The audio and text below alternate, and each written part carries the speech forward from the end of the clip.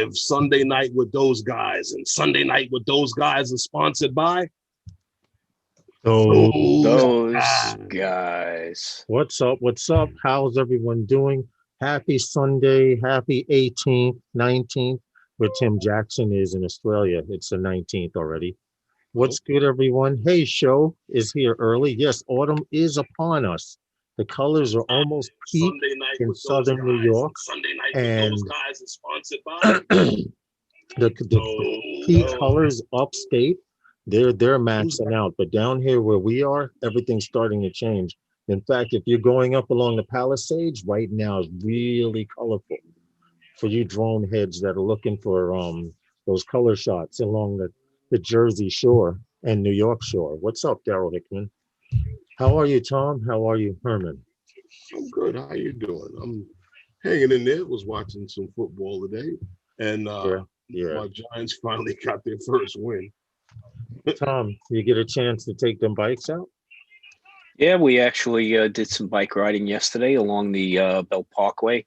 We went to Shirley Chisholm State Park. We parked over by Erskine off the ramp right over there. It's a nice spot. State Park. Beautiful. Well done. People were so nice there. It was very enjoyable. We met up with Eddie Nunez and his son AJ, my wife and I, and we rode. I think we put about 14 miles on the bikes yesterday. So all right. It was nice. It was nice. Sounds like y'all had some fun then. Yeah, played with the Insta 360 Pro, put it on a selfie stick, and had it do a nosedive right into the pavement as I was driving. So I suggest anybody buying an Insta 360 protective camera, lens? yes, buy those $29 protective lenses because it's only going to cost me another $29. So, it's don't think twice about those things. It's always worth it. I'm also a big fan of DJI Care. If you're looking to buy a drone soon, or you bought one during Prime deal days, buy DJI Care. Okay, as long as you can retrieve it, they'll replace it. I was right. That's true. That is true. Okay, it's better being out pocket $1,000. You can't buy nothing GoPro. You can't buy nothing Action Cam unless you get that insurance. There's a reason those action devices like Action Cams have that insurance, because they know you're going to bash them up. They are in by virtue action cams, right? So we put them in harm's way on a regular basis. But I still took a look at some of the footage. Looks good. Got to play with some of the settings. Okay. But it's a blast to play with that camera because it's a set in and forget it kind of deal. Okay. And then you can go back and relive your trails and pick out the nice things to take a look at and snip it apart. So we had a lot of fun. It was a good time. Good time. Good. Well, I actually went flying some FPV today, but I was more practicing than flying. I'm trying to practice that low to the ground flying. There's one guy strafing over the ground. Yeah, I got the bird up to about 60 miles an hour, and I was maybe about 8 inches to 10 inches off the ground, and carpal tunnel finger kicked in, and it twitched a little and tumbled for 100 feet like this. Just going. That's all I saw in the goggles. Then it landed right side up. It landed right side up. I was like, wow, I wiped out because the tumbling made me dizzy. I took the goggles off, and when I put them back on, I saw that I was right side up. So I just took off again. It's finished flying. You got to weigh the risk benefit there, right? Yeah, you're not going to those low level flights. I mean, the benefit is that footage has to be awesome. Okay. The risk is, don't flinch. The risk is, this is when you learn about wind shears. Yes. I thought you were going to say that. Well, your own turbulence reached up and grabbed you. Right? What happened? I thought you were going to say something in the grass reached up and grabbed you. In that neighborhood, it might be. And we're going to catch him one day. He goes flying by here real quick. Trimming the hedges. Drone worship. What's good, man? How are you? Well, anyway, the topic of tonight's live stream, I think I have enough information to carry us on later on through when we do discuss it, but autonomous drone control, autonomous drones controlled from halfway around the world. So the only other drone, Tom and Herman, that I know about is the one that NASA sent up and had in space for 740 something days. Well, no, they actually had, what was that free fly thing that everybody was doing? That I think that was the name of it, where they have a drone pilot in another country and you can control his drone from your Yes, control. that app. Yes, I remember that app. What was that? Fly. I have the password in my book because I wanted to create it. I created an account. Mhm. If you guys don't know what we're talking about, there's a software app out there, Fly Me or something like that, Yes. that you can take over the controls of Hey, someone's adult drone media. What's up? and someone, hey, AZ drone dude, you can take over their drone and say if Tom was in Brazil and he signed up for this app, he still has control with his drone, but you would be able to take off and control the drone and do sightseeing in places you may have never got the chance to. Now, keep in mind, you figure, well, what the hell if I try to crash it into the wall? No, that's not going to happen because the actual drone, the person who has the drone has the master controller, and you would just have a Yeah, slave. he can take So you control could over be it. pressing forward all you want, and he's bringing it back to land, and you can't do shit about it. So, but it was a pretty cool app. I did try it once or twice. So, are you familiar with it, Tom? No, I am familiar with remote operations, but yeah, not between But this is hobbyists. this was for recreation. This was strictly recreational. Yeah. Yeah, they did have something like that. There was a program that was going on for recreational. I have the password in here. I don't use the app anymore because, of course, they want you to pay per flight. Oh, this is it. Fly there. Yeah, something The like app that. was Yeah, called fly there. Fly There, and I'll try and get the link for you Yeah, guys. there's while I'm different talking. places all over the world.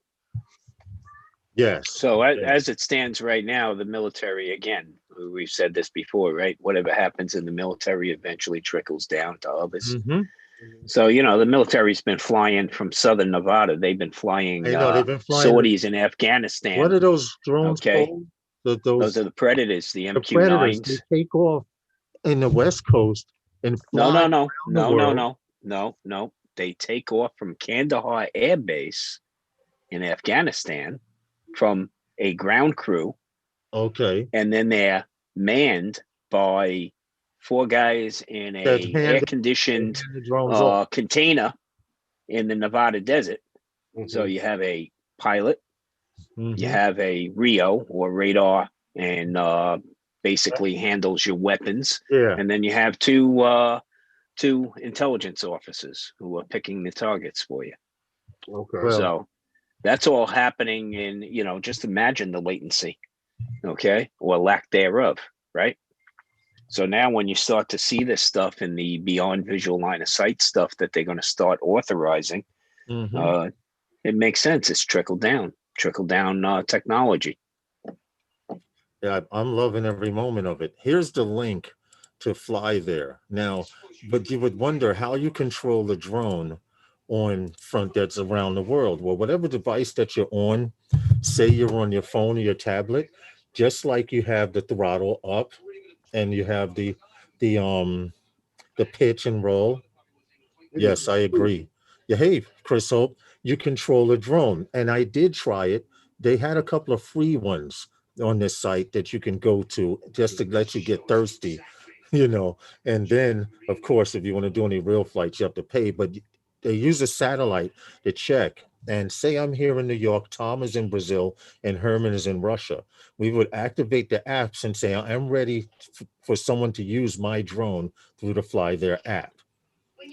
And what would happen is Chris Hope or Drone Worship would come in using the app and say, hey, I want to fly in Russia. So he would go to Herman and Herman would say, okay, I give you clearance to fly my drone. Just don't try nothing stupid. So that's how I got. Yeah, that's concerning. Yeah. Don't try anything I stupid. would be more than happy to bring a friend who actually works for the company to explain how the things work if you like. If you know someone that works through Fly There, Yeah, sure. yeah, Absolutely. that would be cool. You could bring them through. That wouldn't be a problem. We would appreciate that. But anyway, one of the It's stories basically creating like a VDI session, a virtual session yes. that individual is hosting. Hmm. So basically a proxy.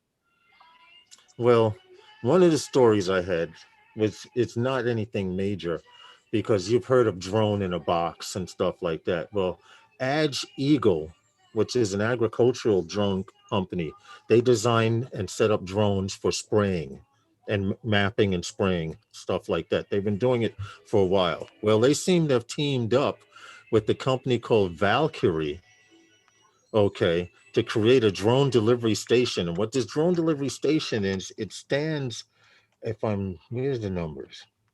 It stands about 7.5 feet high. Okay. And it's a box, 7.5 feet by maybe 7.5 feet by maybe 4 or 5 by 5s cube. And this box has 6 compartments in it.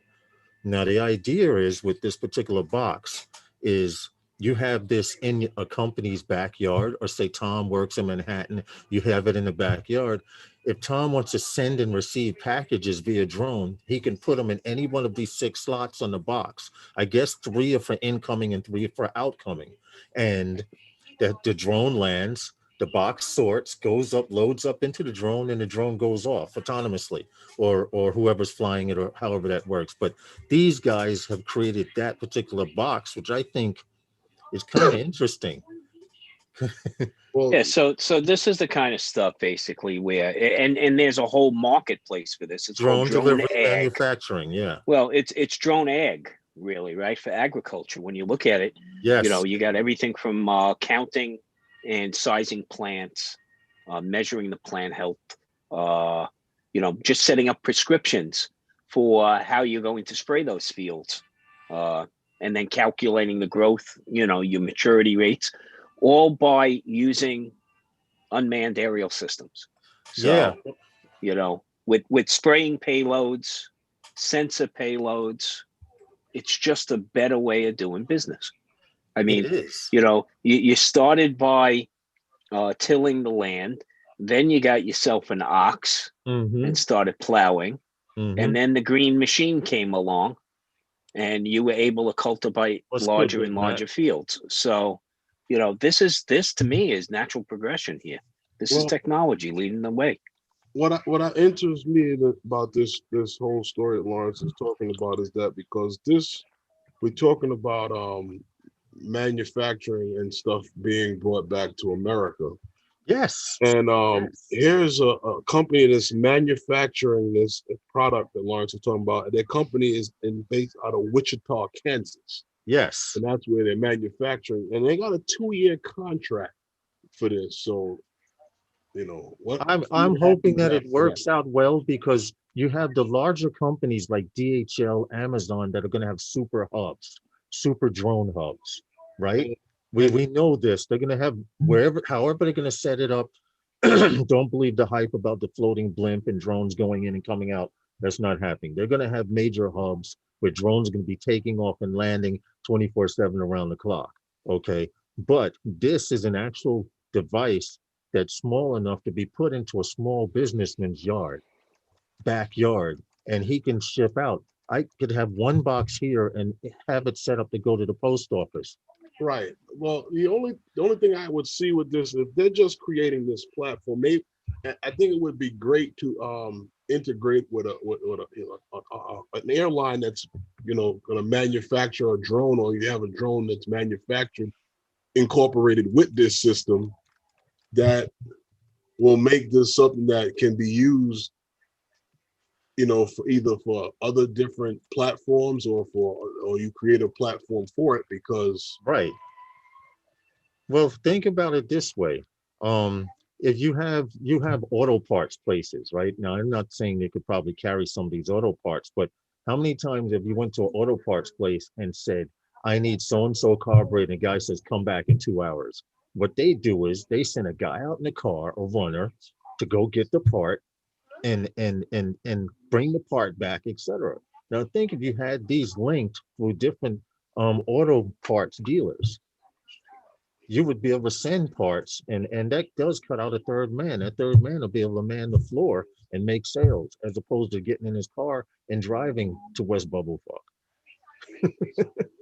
I mean, just it's just a thought.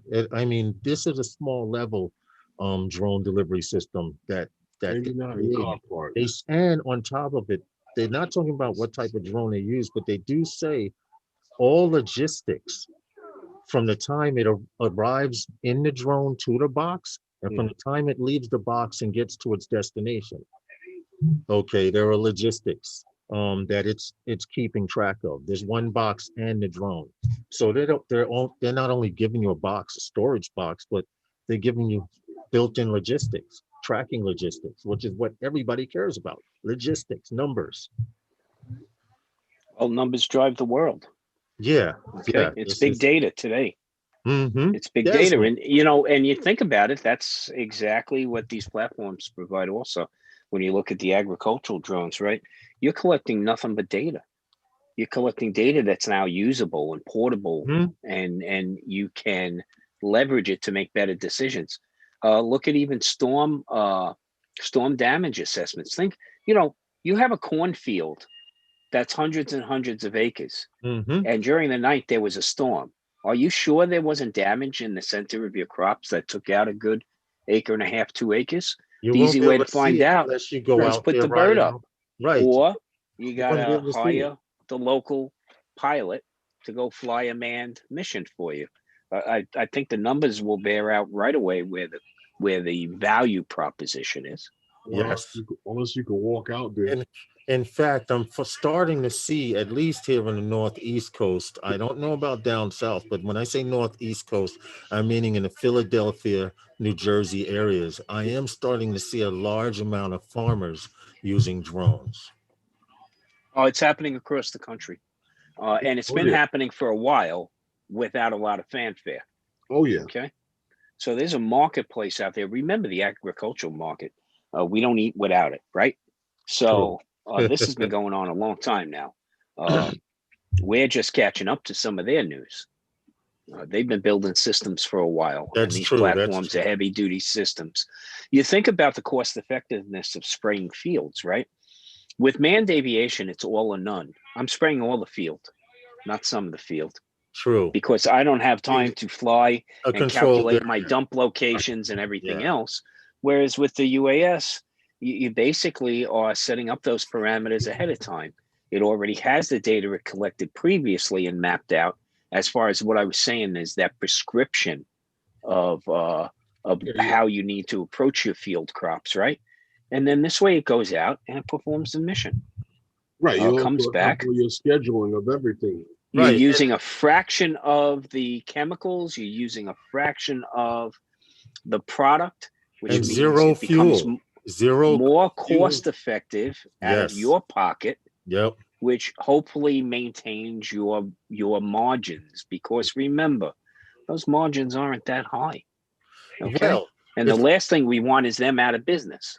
It's funny you say, oh, Ray and Matt are going out later. That's what's up. It's funny you say that, Tom, because there's actually, we did a story on it maybe sometime early this year, Herman, about farmers that were using a drone system that kept track of spraying in certain areas that were dried out.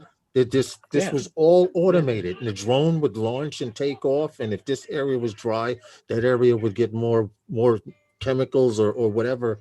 It's a major thing. Major, you know, just exactly how much spray to spray.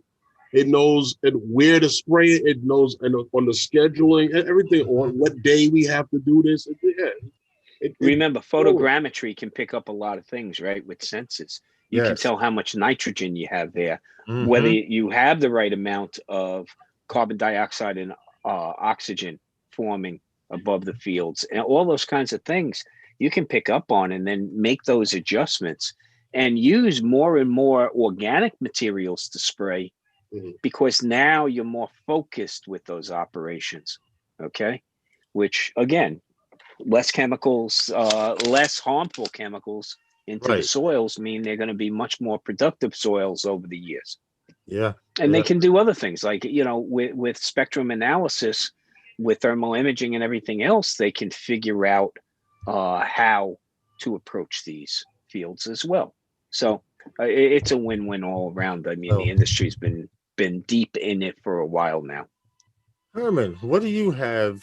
I don't know if you have anything you want to talk about. I'm just trying to kill time until we get to this autonomous drone thing. Because Tom, I have some videos loaded up. I have actual video footage of the drone being used. I have footage of what the drone actually sees, the LiDAR system. I have Right. footage of the actual LiDAR system that they're selling that you can put on your drone as a kit. So I'm just holding on. I'm like all I don't like have this, anything to You say know about how it is, this. Tom, when you're waiting for something to come in the mail and you got Well, text that it's at your local post office. so I have a delivery coming on Tuesday. What's up, Curtis? Okay. At what time? Curtis. I have a delivery coming on Tuesday. Mhm. I have the Mavic Air 2 coming Okay. with the Congrats. smart With controller. the Fly More bundle, of course. Well, I did the Fly More combo, and then I picked up a smart controller from B&H, so that'll be here Tuesday as well. Okay. So you're doing good now. Look at you. So it'll be part of my traveling road show. So Now. that's yeah. All you So got what do I got to sell? all you got to do now, Tom, is get the bag to get the custom bag for the drone, Merce. for the side of the bike.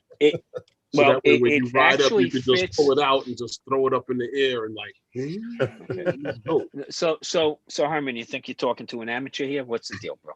So you know, I already measured it out. It fits in the bike bag, bro. Okay.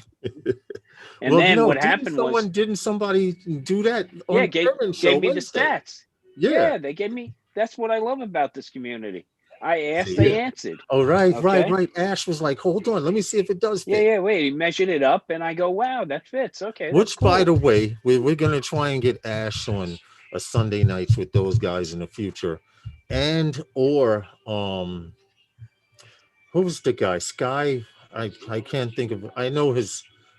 You know his personal name, Tom. He came Flight Path. I'm sorry, I was tongue tied for a second. Aldrin Astasio. Yeah. For some reason, Aldrin's good people. Flight Path. I've been watching his videos since I got into trying to figure out what drone to fly and stuff.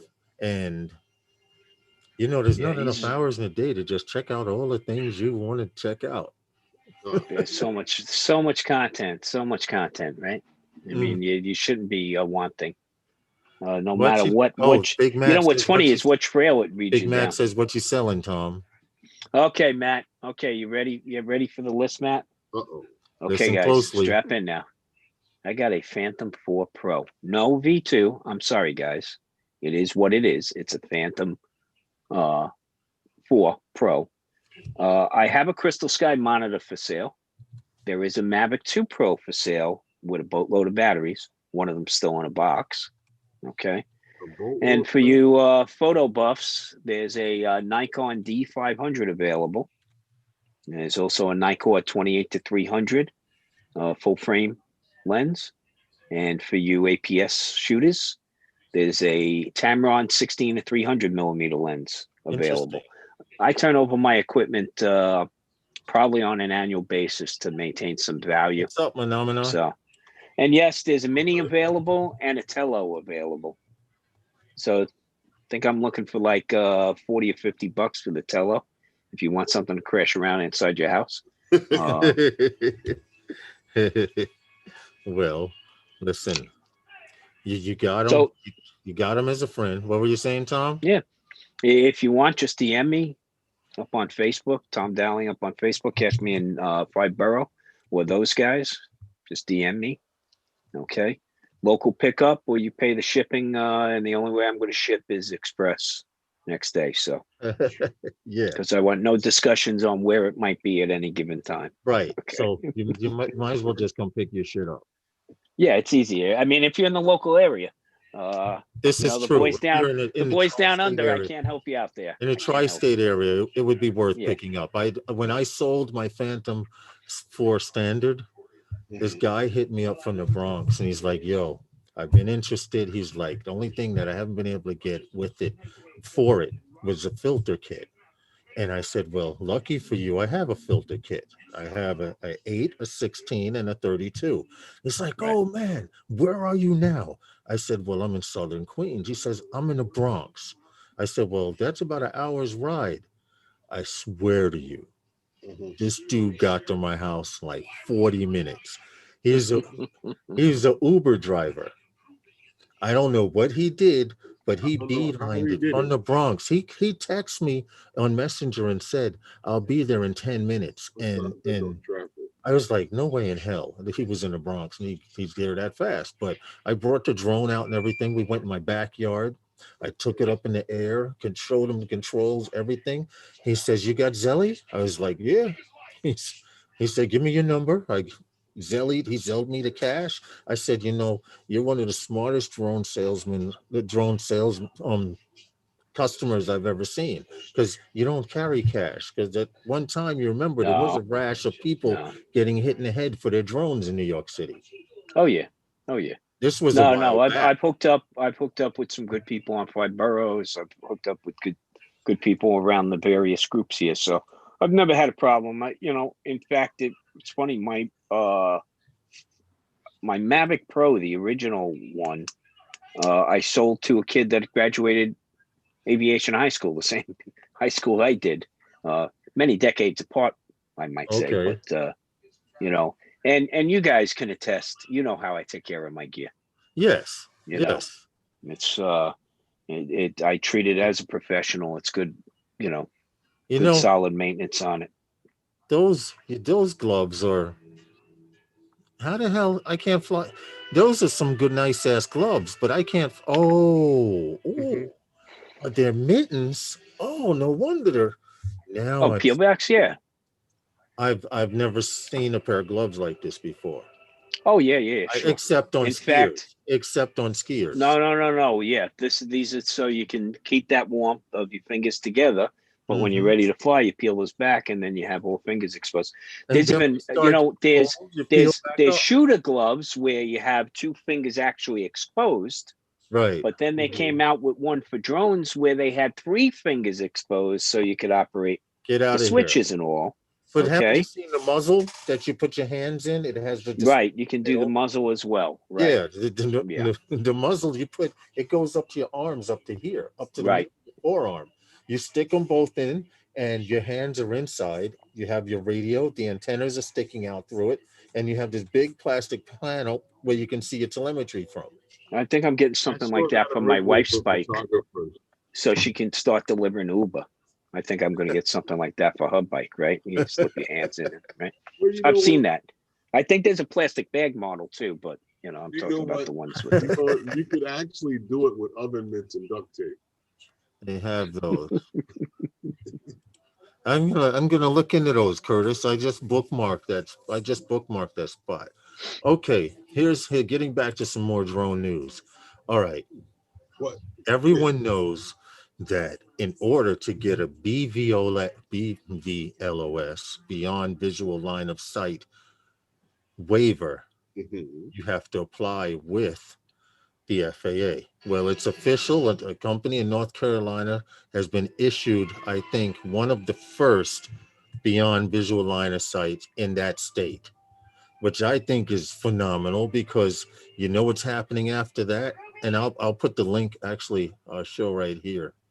Well, I could. Yeah, I could put it on. I don't know. I'm all screwed up today. Well, I know that before you get into the whole thing with or is this the one where they were talking about? Because I remember I mentioned to you about Oh, this one, the FAA grants North Carolina Department of Traffic, so they can actually do um right, highway inspections, bridge right. inspections. Well, see that fall. If you look at the rules that they have to follow under that, it sounds the same as the tactical when we were Yeah, very talking much about so. before. It's the same. But Yeah, it yeah. is, but guess what drone they're using to do it? Yeah, the Skydio. Oh, of course, Yes. the Skydio. Yep. What other choice do you have Yep. today? Yep. Right Okay. now, at a consumer prosumer level, the sky that says North Carolina Department of Transportation recently received a blanket BVLOS for waiver for Skydio drones for bridge inspections anywhere in the state. So Yep. this is really good where you have the 10, you're limited to 107 by being stuck to line of sight. Professionally now with an observer, or well, you got to have an observer anyway, you're able to go further and do things you couldn't do before. Now they have an image here. I'm trying to click on it to make it bigger. Now, one thing is, remember, I Skydio got it. is Here now it is. a trusted platform with the U.S. government for Department of Defense and federal government. It's part Exactly. of Now, DIU's Blue SUAS project. what You can this only buy blue. Yeah. right? But this drawing right here, it's showing the pilot on the bridge. He's going out and doing his inspection run Mhm. back and forth under and over the bridge with no problem. Now, keep in mind, Mhm. while all of this is being done, of course, you have a visual observer and traffic is stopped for whatever reason it may be. It seems to be in this picture. But what I like about it is the ramifications are almost impossible. I mean, endless. I mean, think about them making a law like that so you can get a waiver to inspect buildings in New York. Well, again, with certain systems, and as the systems continue to advance, like LiDAR, you can do this very effectively. I mean, you are going to have lobbyists fighting against it. The scaffolding Right. industry, the carpenters union. Okay, Mhm. these are people who are going to Listen, push back against it, if you right? did your damn job, So, we wouldn't have to do an inspection. well, it's tough in a city this large and this That's simple. dense and What's this that? expensive to do that effectively. Yeah, I know. Right. It's not that simple. You know, it's easy to say do your job, but if you're Now not hiring me to do it, then there's nobody to do the job. there are some restrictions. It says this waiver is good for 4 years, and fast moving drone industry, the waiver allows for the North Carolina Department of Traffic to conduct these missions without use of a visual observer, which is interesting. But these restrictions are ensure there aren't any people on the bridge while inspecting it, of course, fly within 50 feet of the bridge. Right. That's a restriction, and fly within 1,500 On the feet feet of the pilot. of the pilot. Right. That's what I told you. It's the same rules as the tactical waiver that they started earlier this year. Okay, Or well, that we mentioned earlier this year. And one of our Tom, you were on that on the panel. Yeah, just think about the cost difference here between operating that Skydio 2, that Skydio X2D underneath that bridge. Okay, you stop traffic for a little bit. You get under there, you get precise information. Okay, your measurements within a centimeter, all that data coming back versus the liability of either having individuals rappel down to do those inspections or having a snorkel truck inspection done, which there's photos out there of them not always staying upright. I mean, when that's got a couple guys in a bucket and that's hanging off the side yeah, and they're doing an inspection and something doesn't go well, like they forgot to put the outriggers or something else like that, right. then that thing is tipped sideways and now you have another rappelling operation, but one that's unplanned. So all those liabilities start stacking up against each other. And this is, again, the industry moves based on cost benefit. Necessity and Okay, cost. right. So here's a cheaper way of doing business. Here's a way of avoiding a great deal of liability in doing it, which means the cost drops, the frequency can grow between inspections. And And at the end of the road, that's a safer bridge. and now I used to think that drones at some time and point were almost like the vending machines in McDonald's. They would take away people's jobs, but it's actually the opposite, because now that you have a drone that costs your boss less money, he can afford to have you focus on what you're supposed to be focusing on, as opposed to interrupting Herman in the middle of a job to go out and do an inspection of a beam. Well, yeah, instead of it being collateral duties, it Yeah. can become primary duties Yes. because of the value proposition, right? I can now justify hiring Herman at this wage a year to just do this because my margins have grown because of this. About to head out the And micro I center. agree. Justin, seeing a monitor. Yeah, Matt's got to go pick up a monitor. Hey, Matt, it's not a 49-inch, is it? Because I've been getting a lot of flashings on my Facebook and stuff and YouTube videos about 49-inch curved screens. That's all I'm going to say. Herman sent me 3 videos and I can't stop seeing them. I looked at it on Amazon a couple of times and now they're sold on selling me a 49-inch. And you want to know what? You looked at it. You're in the hive. You're trapped. You got honey on those paws. I'm licking my lips for 49-inch. Because I'll be able to get rid of this 39-inch up here. I'm getting tired of looking up, right?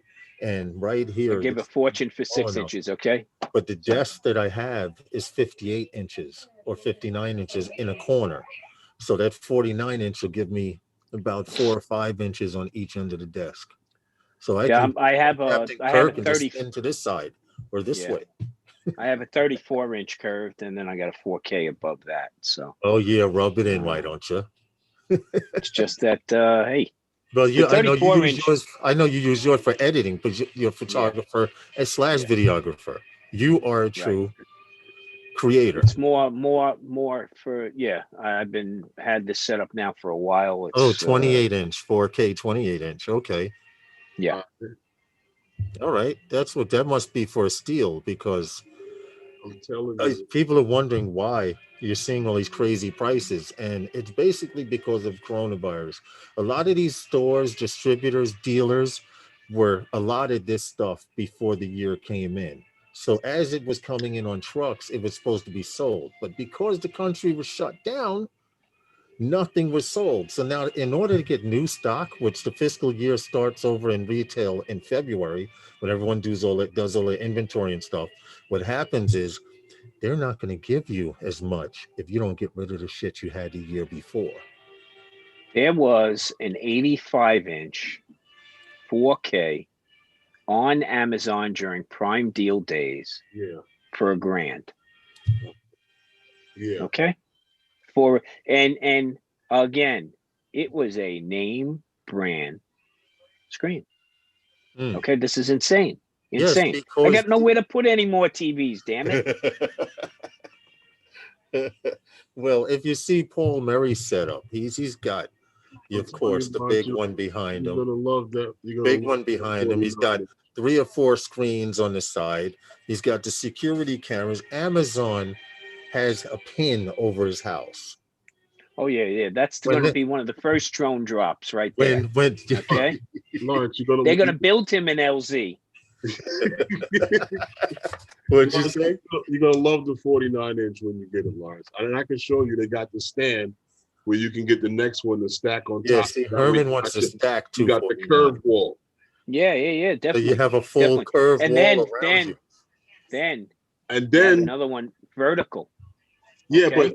but portrait mode. 1,000 nits of screen, Lawrence. I got another number for you to call for you to get your glasses, Mr. Magoo glasses. No. You're gonna be wearing sunblock, dude. No, we going all the way. We getting you a service dog. Because if you're blind. If you look, there's some pretty good YouTube videos of guys who have built flight sim cockpits. Yes. Okay. With some insane setups, especially with the curved screens. Okay. Having 3 to 4, upwards of 5 of those curved screens. Okay. Just around them. And then they built a facade around it. So you feel like you are in the cockpit. You need like 4 desks on each side to do this. Yeah. Or a good bow window in front of the house, and then there's no light coming through that window. Yeah. You need a room to do this thing. Yeah, I sent you the video with that, Lawrence. Mm-hmm. The guy had the whole flight simulator. But with those games, I don't know. It just opens up your whole peripheral vision with those curved screen. Yeah. I was talking to a guy that said he doesn't have a 49-inch. He has a 39-inch. But because they have much larger widths, he's thinking about doing it. And what he's going to do is make a gaming cube. You remember back in the 70s, they had the chair that you sat in and it enclosed to about this much. And then you had the speakers. You couldn't hear anything outside. He wants to build Right. something like that with a gaming monitor so he can play. Oh, I sent you a picture of one of those. Well, here's the main part of what I want to talk about tonight. Autonomous drones controlled from halfway around the world. If you don't know what the hell LiDAR is, look it up because I'll put the link. I'll put the link. But I'm being very facetious when saying this, but all you're gonna hear in commercial drones is LiDAR, LiDAR, LiDAR. Delivery drones, LiDAR, LiDAR, LiDAR. Customer So, drones, you're not gonna so LiDAR for the quick and dirty. LiDAR basically is a method for measuring distances. It uses a laser, so it bounces lasers off of things, and then it reads that back. It's all time-sensitive data, and through that, it determines how high, how low, how dense. So that's LiDAR in a Well, nutshell. if you want to actually know what the computer sees, these are images of Yeah. LiDAR.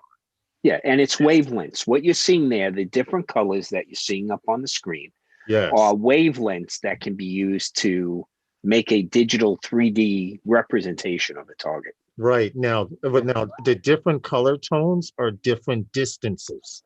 Yes. Every color and pixel on here has to do with distance and that laser bouncing back, and that's how it's able to create this 3D image of. And I think it's phenomenal because the ramifications of this are crazy. This story that I found about how an autonomous drone flight was operated from halfway around the world. Australia data analyst and drone autonomy startup Emerson, EME I have their site loaded up. That's the name. Making history. They made his world history with a remote operated autonomous drone flight. The latest flight took place underground in a mine in Canada. Now, keep in mind, the drone was underground in a mine in Canada. So we're talking zero GPS, with zero GPS denied GPS, environment. zero radio connection. Right. Yeah. And the operator was in Australia. Okay. Now, the only distance between an operator and a drone that I've seen bigger than that, it was NASA when they sent that 4-man cruiser / drone up, and it orbited the Earth for 746 days, and we didn't even know that hell it was up there until it came down. So the ramifications of this are crazy. And what I mean by crazy, this company that comes up with this LiDAR system, I have it here loaded on screen, is called Hover. What is it, Herman? What are they called? Hover Map. Oh, Hover Map. This is the actual software and device that attaches to this drone. Now, this is actual footage of the drone with the guy all the way in Australia. This care, right Curtis here, Dot. that device right there spinning is Hover Map, and that's the LiDAR system right there. But this is the world's first fully autonomous LiDAR mapping payload. This drone does not need a radio signal. It does not need satellites. It does not need anything to communicate. But the pilot was halfway around the world and was telling it what to do, which means the autonomous system, this thing has to be able to fly itself. This AI system, it has to be able to fly. And well, again, what it's doing, it's ingesting that data, right? From the laser imaging, so it knows precisely what its surroundings are. It's the ultimate in senses. Later, right? Curtis. Right, but you remember that thing you had showed us with the Matrice 300 RTK? What this system does is it actually reads back to that same controller. Yes. Yep. And shows them in the 3D mapping form, and they can actually direct certain things and make pinpoint like minor adjustments. Exactly. And they can do this from quite far away with this system. And like Lauren said, this can, they said it was the gentleman that is in the video is they have two guys in there with the founders of the company, Yes. and they mentioned that this can operate in areas where they cannot get a radio signal to anyone, Right. and areas where, like you mentioned, there is no GPS. But Right. You this think is about being it. used by different mining companies and companies Right. if they're looking Right. into different. They're working in that So area. you have a deep mine operation going on, and your detectives are telling you that they're starting to pick up some methane gas. So what you Exactly. do is you send this in. Okay, you don't know where the methane gas is, and you don't want to have individuals in that space. So you send this in and you let it go in. It flies itself just like the bats in the cave do, right? Yes. It's bouncing signals off the wall, Yep. okay, and getting that data back. And then it's able to search around. And with the proper HNU photo analyzer sensor on it, it will pick up those trace gases and lead itself right to that direction, then photograph it, map it, do all of that, and then bring that data back and without putting bodies at risk. And because Also, but it can do it and quickly. But it can also do it to buildings as well, because Yes. he also mentioned in the video that that's not the only customers he has. He has people who are looking for the system for the same thing when we were talking about inspection of bridges and buildings and things like that. But yes. Right. Yes. Now I have the actual serious. I have the actual site. Their name is Emescent. EMESENT. Emescent. And So go ahead, Orlando Tom. brings up concern about battery limitations being an issue, and you're right. That's Well, the where the bird that this technology is keeps on, growing, right? but Herman, So what bird are they yeah, using for this? this This is a significant That's piece of machinery. the Matrice 300 RTK. Yes. Yes. So even though the Matrice RTK is has one of the best satellite systems, they're not needed here. This is what they're actually seeing when that thing is on underground. Yes, this is what the actual pilot was seeing. No, it does not need light. It can fly in total darkness. But the fact that this bird can see all of this detail and avoid it makes it look really, really interesting. Now, I was moving around because I was trying to find a damn speaker to mute the daggone thing. I didn't want to get any copyright strikes, but these guys here, this is the actual video. I just wanted to show you guys that we kind of That's what you try. see on the screen there. Yes. What were you saying? No, they show you the screen of what the pilot is actually seeing. Yes. Yes. Now Yes. you can have the crew have the load the batteries into this thing, and Hey, it can Orlando. travel into that cave, and it can get in there where maybe you have a problem with a regular losing signal with a controller normally, and this thing can operate. Well, someone did answer about the battery issue, correct? Well, you have basically on a Matrice 300, you got about a 55-minute duration Yeah. on flight time. Of course, that's pushing it a little, but And with smart technology, as soon as you take off, it tells you how far you can go and before you have to turn back. yeah. Also realize you're not wasting time like you would in a manned flight. This thing is going on a mission, Right. and it's going to spend a lot less time than you are hunting around in the dark to Right. figure out what's up, right? Right. So there's advantage there. So those environments you talk about, Herman, right, where it's flying in those areas, you can't get those satellite signals. We call that GPS denied environments, right? Mhm. There's And no way to pick up this the is a way signal. around it. This is the Yeah, new way to see in the dark, this so is to one say. of several. So now imagine you have several Give me 1 second.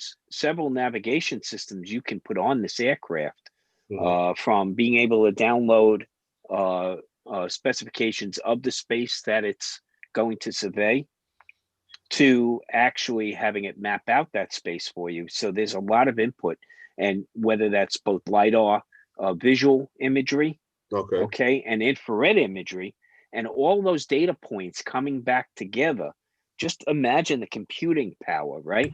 That's more computing power, okay, on that little bird than the men who landed on the moon. Oh, Those of well, you that Oh, don't yeah. think that was a conspiracy, by the you way. see what Okay. Orlando put? He put, I was curious about how much battery the payload consumes that will decrease flight time. That's already Well, calculated in yeah, yeah. that's already So pre-calculated. So right, and you do that with these types of aircraft. Those calculations are based on payload capacity and Mhm. how many different payloads you're going to hang from the bird. right. So, like on the Matrice 300, you got three anchor points. You Now can hang payloads on. now this is the actual device. I'm just going to pull it up real quick. He has a 3D version of it, but this is the actual device right here that you are attaching to your drone. Here's the mount, and Right. depending on the payload of this, then your time and your flight time is Yeah. calculated according to the weight of your drone, et cetera, et cetera. If I explain that right. Well, they build these systems. They build these systems within tight parameters on what the payloads can be. Okay, That's from what any they hang up called it. point. Like So they called it. that thing basically, that thing on front is probably going to spin at It a high does. rate of Yeah, speed. it It does. does. It Okay, actually because what does. it's doing is it's shooting out laser beams. Okay, Yes. that are not visible. Okay, to the human eye, I but have it here. it's Hold on. I'm trying to get it to come up. Hold on. Someone's trying to come into the chat. They got to wait a second. There it is. Hold on. There it is right there spinning. And right. this is the Okay, yeah, actual device that they are selling, HoverMap is selling with their software. right. And it's able to see everything in front of it, like those cool Batman toys. You've seen in Batman movies where he has a device he can see anywhere where nobody can see, stuff like that. What's up, Good, Racy? fellas. What's up, Rick? What it looks like. What's up, huh? What's up, Lauren? What's up?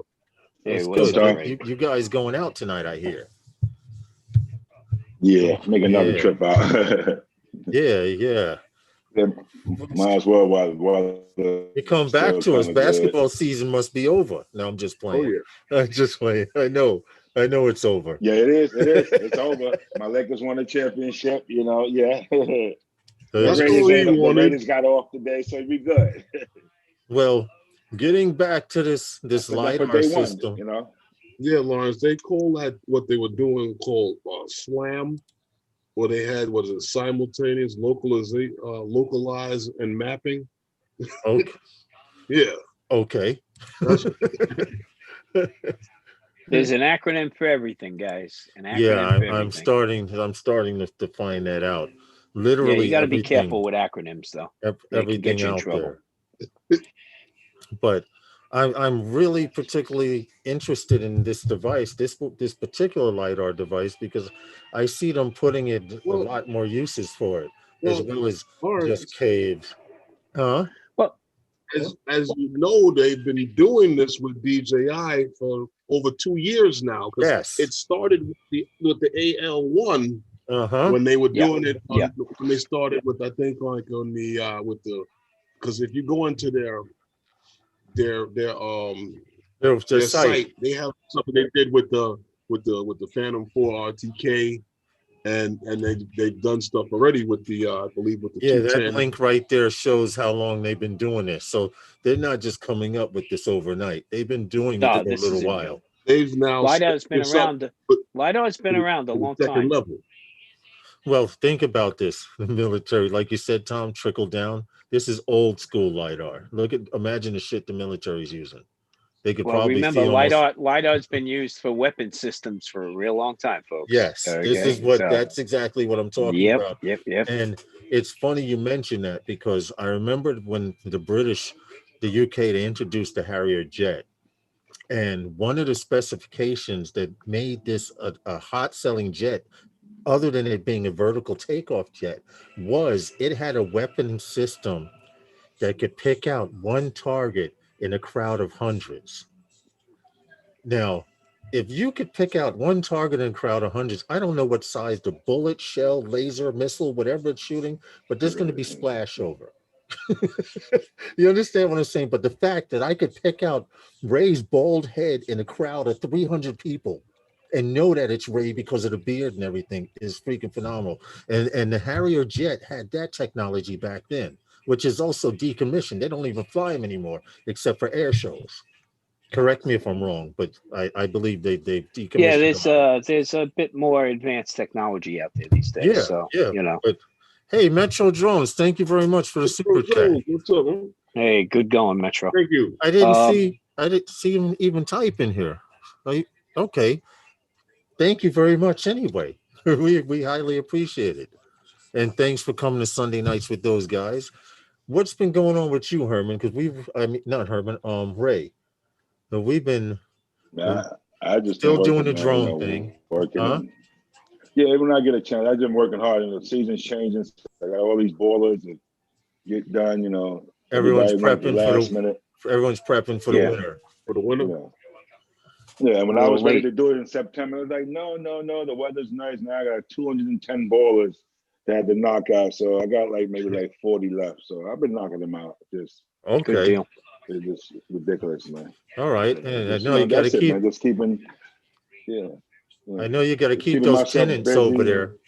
The tenants in that big building over there and that supermarket, got to keep them happy because they're paying big bucks to be over there. Yeah, but we got and Fairway's not there anymore, so our new tenant is now Food Bazaar. So get out. Yeah. Okay. Yeah, Fairway went bye. Yeah. The only store they kept is the one uptown on 74th Street. That's where all the celebs shop at. Everything That's else, still there? Gone. Yeah. Wow. Yeah, that one's still there. Yeah. That was on the news. Yeah, that's the only one on Broadway 74. Yeah. Well, the amount of businesses that are taking it on the chin, man. What do you say, right? Yeah. No, but Fairway's been having problems for the last 3-4 years, with bankruptcy. Yeah. When they went public, that's where Fairway messed up at. They started getting greedy for the money. My boss gave them the best rent you could ever give them in that big building. They had over 75,000. You froze up for a second, Ray. Ray froze up. And we got licked. That was it. Oh, you froze up.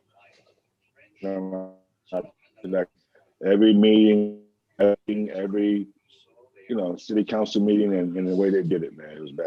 Okay, you unfroze. Our biggest success in Red Hook, man, is IKEA, man. Oh yeah. Yeah, that's a mainstay. They do the right thing by everybody in the neighborhood. You know what? People. Well, they brought in the ferry service, right? Yeah, right. That was that was a smart move. Yep. Then they were paying for your ferry ride from Lower Manhattan, so they could get the Manhattanites in, because you can't afford to put an IKEA. Exactly, yes. You can't afford to put an IKEA in Manhattan.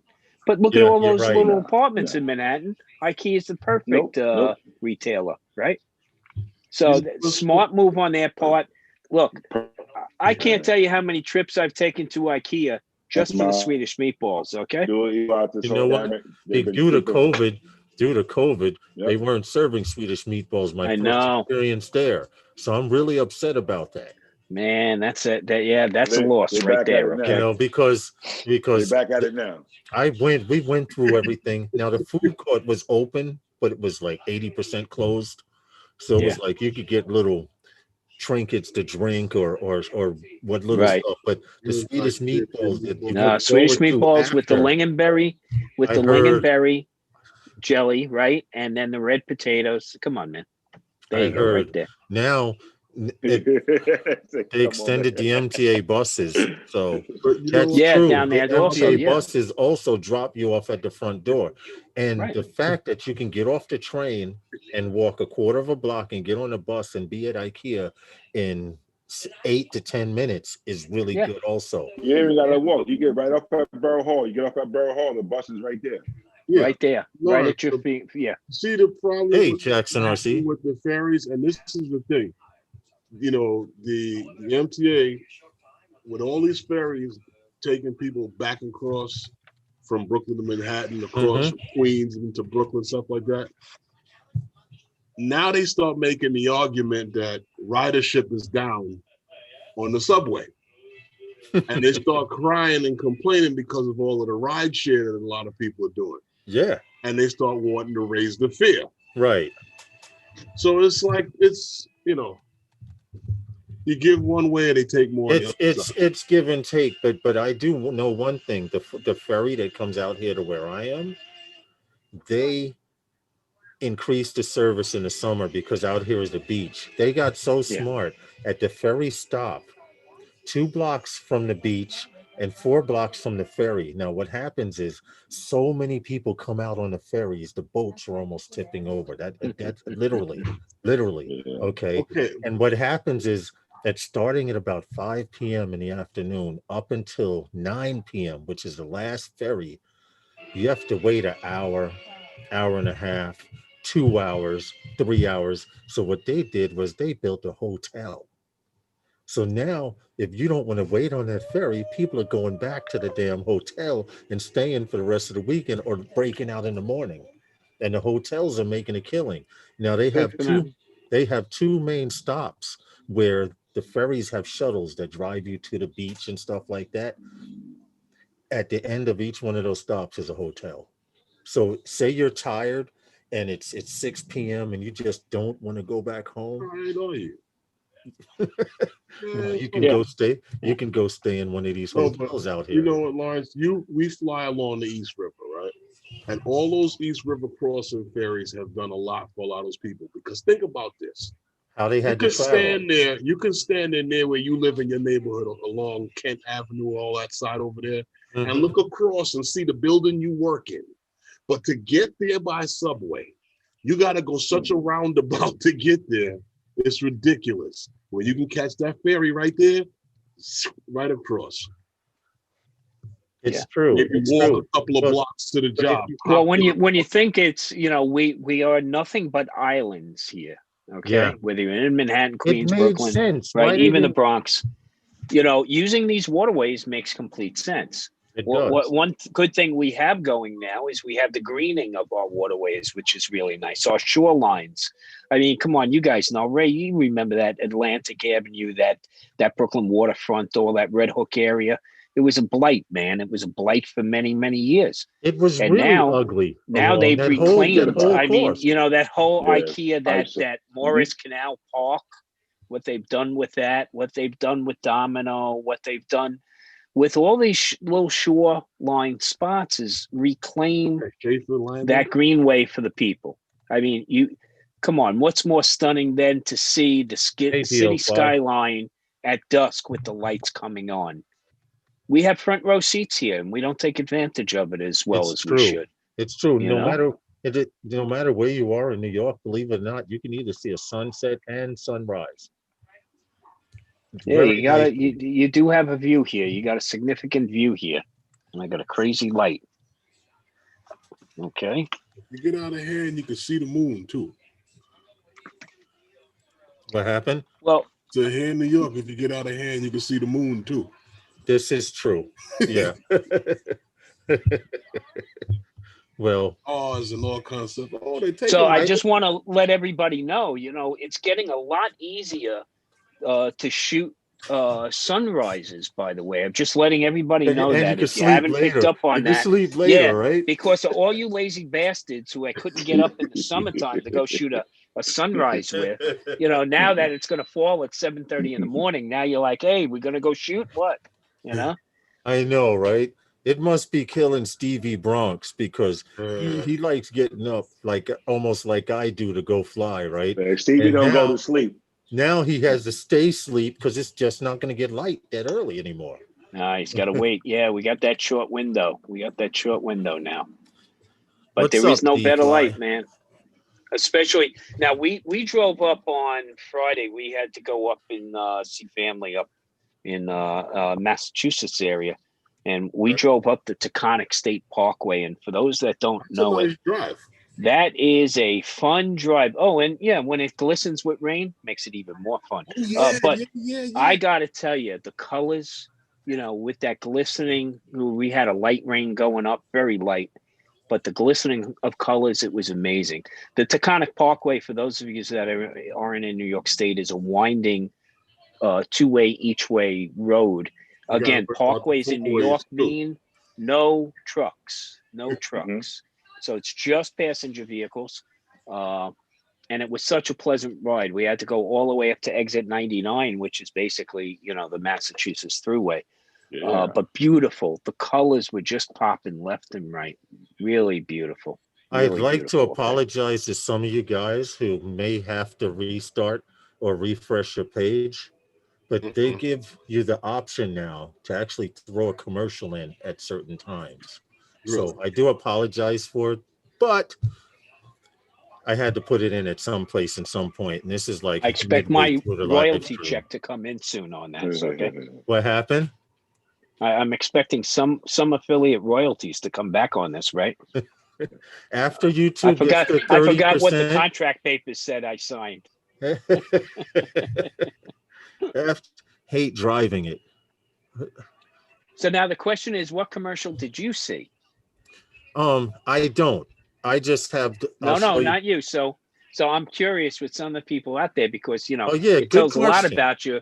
What commercial you saw during that little ditty? Dad, you're right. Being that they cater to the internet. Guess what I saw? I saw an electric bike commercial. Go figure. Are you serious? I bought them already, guys. Yes. Are you serious?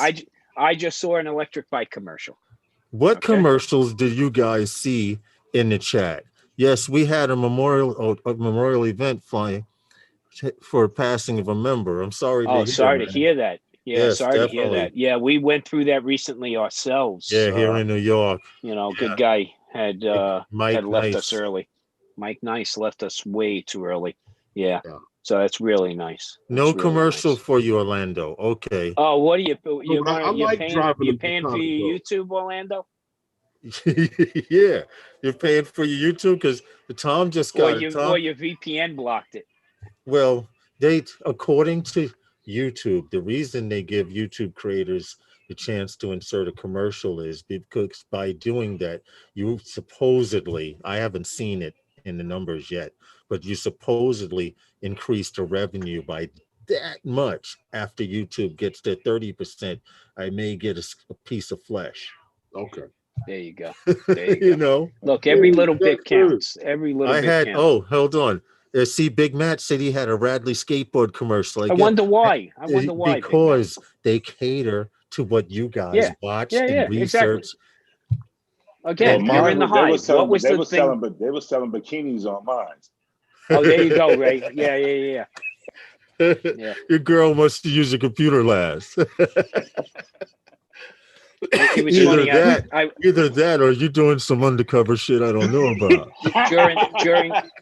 During the toilet paper shortages, right? It's funny. During the toilet paper shortages of our early COVID-19, I was telling a friend, once you go bidet, you go no other way, right? Mm-hmm. So I was telling them, there's this thing you can buy on Amazon or go to Home Depot. And for $80, you now have a little pressure washer, right? That's right. And I was telling him, like when a pigeon shits on your arm, you just don't wipe it off with a piece of paper, right? You wash that sucker off. Right. So he went and looked, and for the next 4 months, all he got was commercials on bidets. Mm-hmm. Okay. Wow. That's all he got. Ass washing commercials. Hey, That's Ray, all he got check out that link. That's the new, when you get a chance, check out that video. I put it in the chat.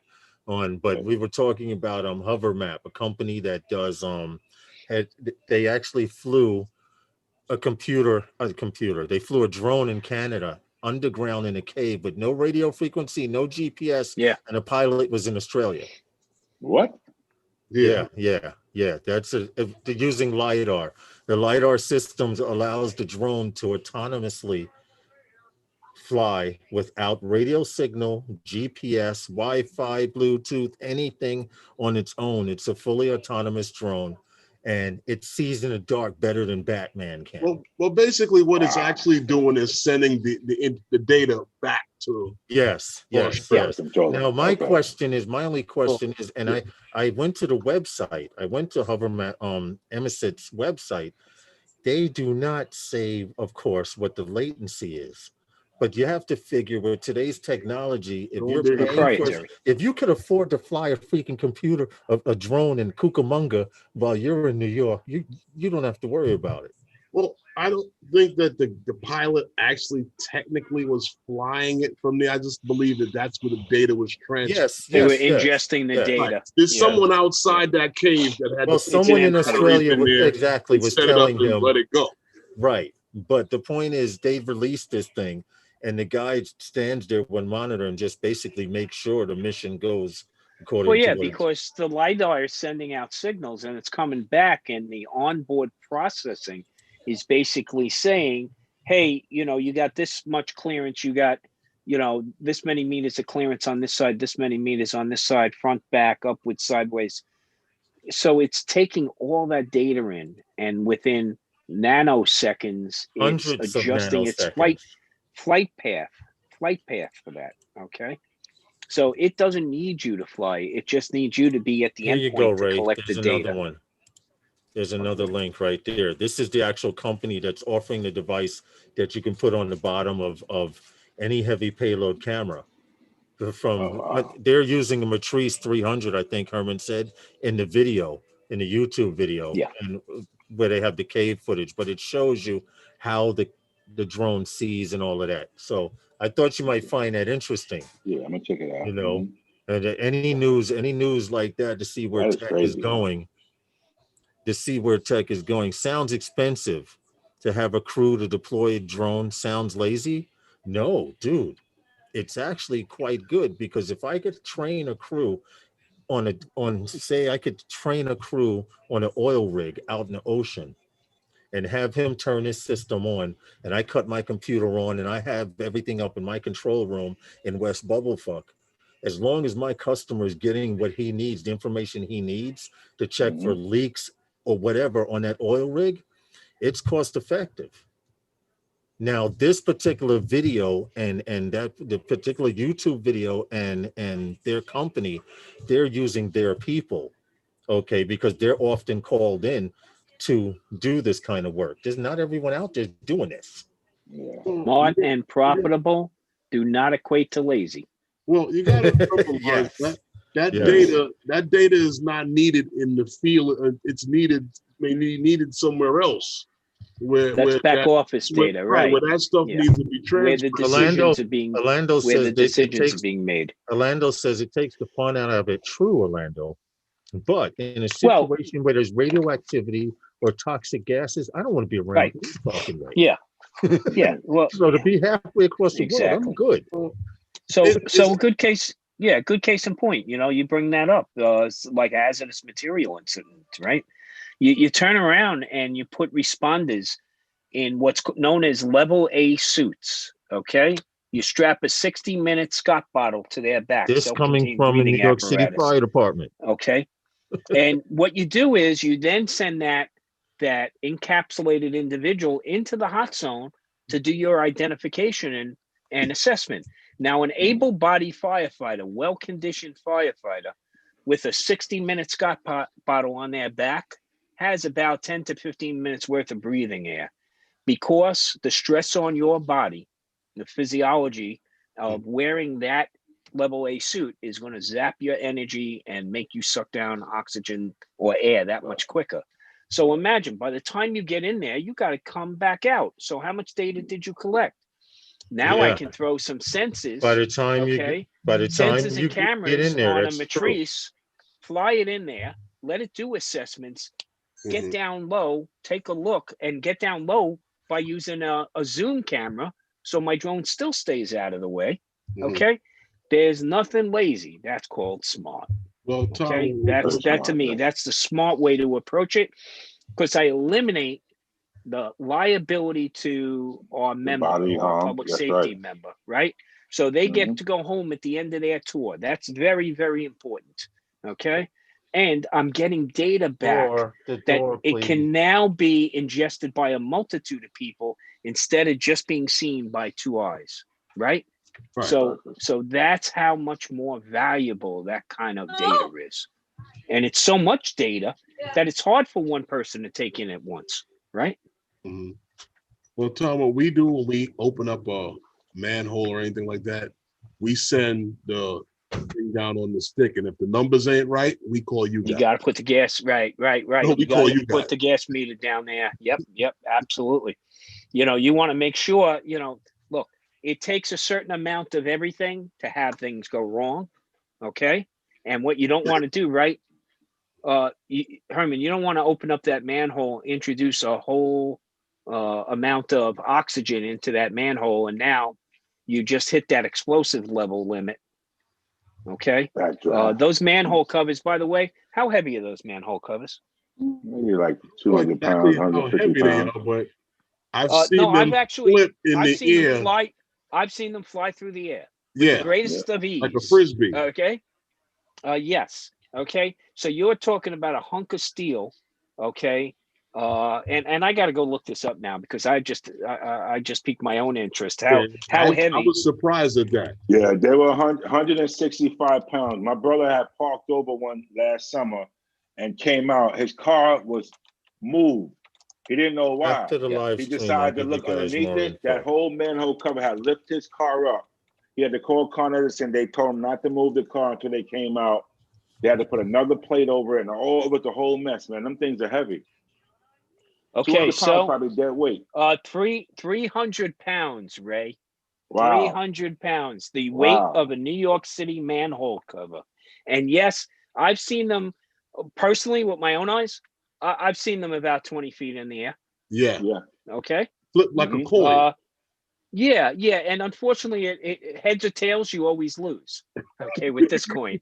I've seen them land on cars, take out every window and collapse the roof on a car, And Ray, like you said, there's plenty of them that, what we have and probably in a lot of cities up in the Northeast areas, okay? Not so much in the Northwest because you don't have as much salt on the roads because the snow doesn't start until past the mountains. Here, when we get that snow dumped on us and then they dump the salt on the roads, the brine, and that stuff seeps into those manholes and nothing eats away insulation and metal like that brine. Okay. So we regularly have manhole fires in this city. Okay. With great regularity. And then some people have driven down streets and wondered why we have our own little volcanoes going on where we're venting all this steam. New York City still uses in a lot of places steam for energy and heating. The pipes unfortunately, that pressure builds up underground there for so many years. You know what it would cost to take those out? You might as well use them until you Lower can't. East Side is all steam. Right, but you might as well use it until you can't anymore. No problem. He asked me quite a story to tell. I'm sure he would tell you the whole story. Yes, I'm trying to, Drone Worship, if you can let everyone in the chat know what you're talking about. Drone Worship was trying to get someone to come onto the panel, but I said it would be better for him to come on a Wednesday or Sunday in the future so we could put it into we can schedule around them. Yeah, absolutely. Right. To schedule. And plus, I'd like to have more information than what I have so I can pull up videos and or websites for fact checking also. Yeah. Because, hey, what's up, Bill? Identified flying object. Ray, even though guys saw this earlier, I just wanted you to see this little part of this video because this is what I sent you. And this will actually show you how the drone sees. Now, keep in mind, this is without GPS or any radio frequency. This is what LiDAR looks like to the computer. The different colors are the distances, okay? And the actual device that they are using that's spinning on the bottom of the drone, their device right there. That's what the LiDAR system is. And that's how the computer can see where it is. And this particular company, Hover Map, is apparently making a killing. Like a radon. That's like a radon, like on a boat. Like it's like a satellite. What it's doing, it's spinning. Yeah, it's a series of laser emitters that are sending out these beams, and then it's registering. It's registering them back in wavelength and time. Gotcha. So then it can judge. Ray, I didn't want to tell you this, but it's much the way I see the world. Okay, so no doubt, I see it's the world. truth, man. Yeah, no doubt. I mean, I see it that way too, man. Just saw in You the know video what? how big it was in his hand. What happened? In the video, when the guy was working with it on the bench, did you see the size of it? Oh yes, yeah, right yeah. here. Oh no, This it's right no here. small puppy. Okay. Yes. It's like a Yeah, mini it's no coupe. small Right puppy. here. It's up on the screen now for everyone. Yeah, it's There you go.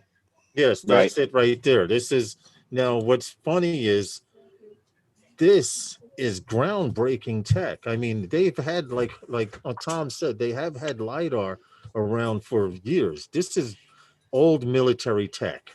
well, again, Old it's military honing the precision of it, right, and making it Yes. viable for the public sector and the Exactly. private sector to work Exactly. with, because it's VF1. already been Wow. in the military environment for a long time, and now, you know, They're making money up in the through industry true now, yeah. application of use, right? I mean, Yes. like anything else, unless there's a need, Hey, there's David not a J. want. Welcome to Sunday Nights with those guys. Now, Lawrence, that second video was announcing the second generation of this Yes. system. Now this here, this I could actually, we can go back into it. See, but I I'm saw really that amazed. on that article you I'm sent really me, amazed. This is on the fire department This was is- attached to that.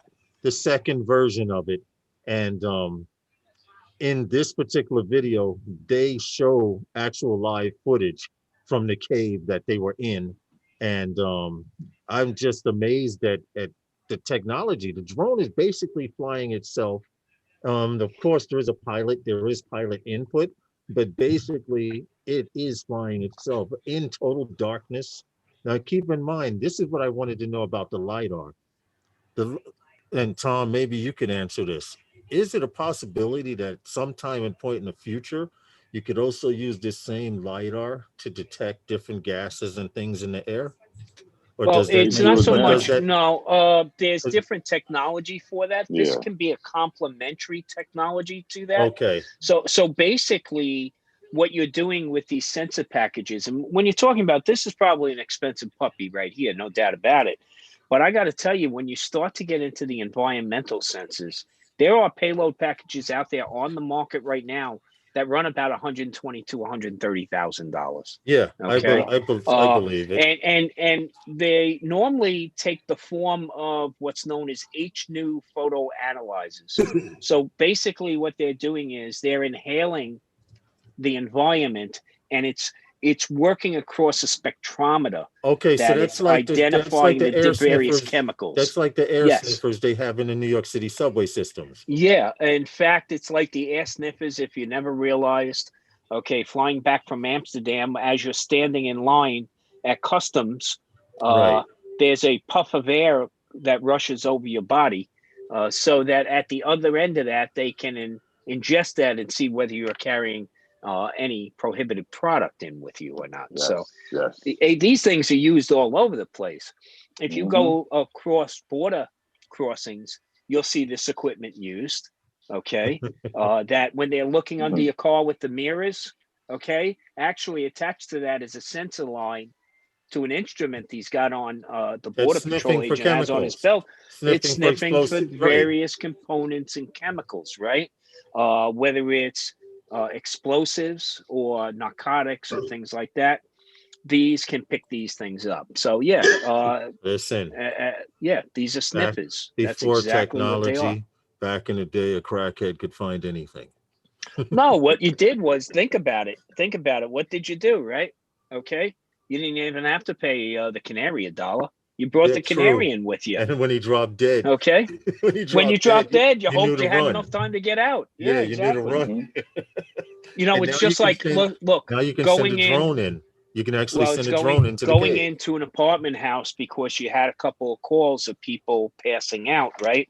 And you go in there. The first thing you look for are animals and small children to see whether it's a carbon monoxide incident or not. Right. Okay, because of their metabolisms, they're going to be impacted the quickest in an incident like that. So it's the same premise. You're going in and looking at these. But now, if you notice, like all the public safety providers in this city, you'll notice something on their radio strap. Usually it's yellow, and sometimes they'll have a red one also. These are just dosimeters and alert devices. So if they walk into an area that might have an impacted environment, they're quickly alerted. So these things are growing in leaps and bounds.